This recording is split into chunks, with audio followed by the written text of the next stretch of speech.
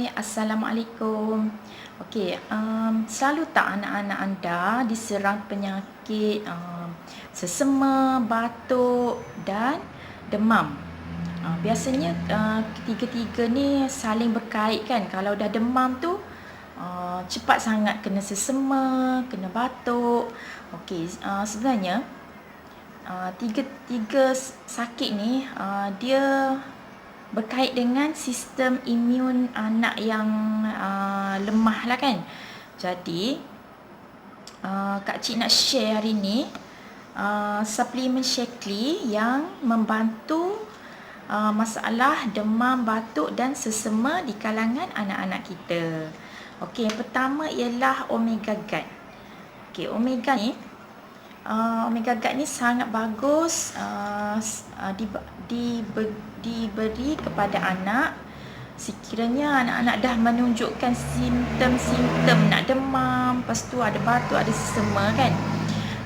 Jadi Omega Guard ni dia minyak ikan. Kalau anak tak boleh nak telan macam nak telan terus, anda boleh picitkan minyak tu ke dalam susu dan juga nasi.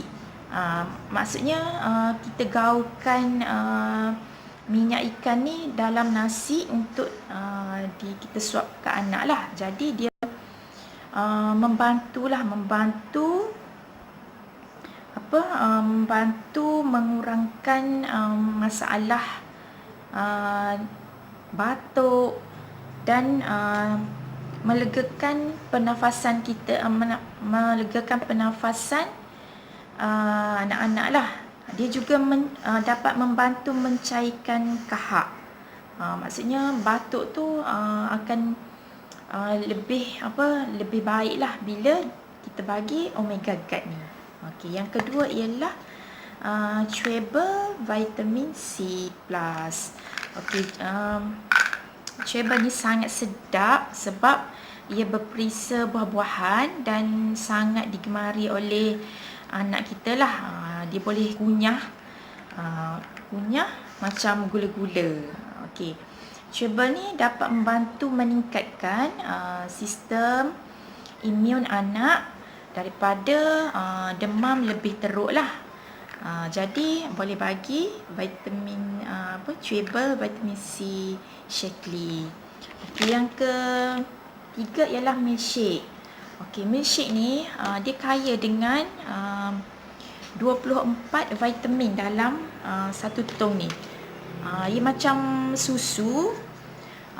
Anda boleh campurkan dalam susu anak dan juga boleh tambah perisa. Macam kita buat aiskrim pun boleh milkshake ni.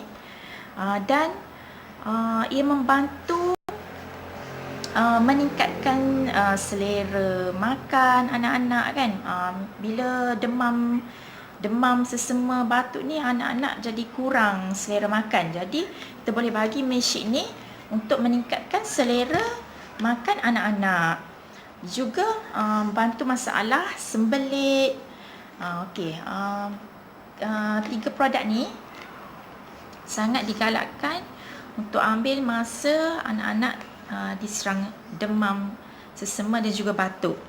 Okey, hubungi Kak Cik 019 668 5140. Okey, jumpa lagi.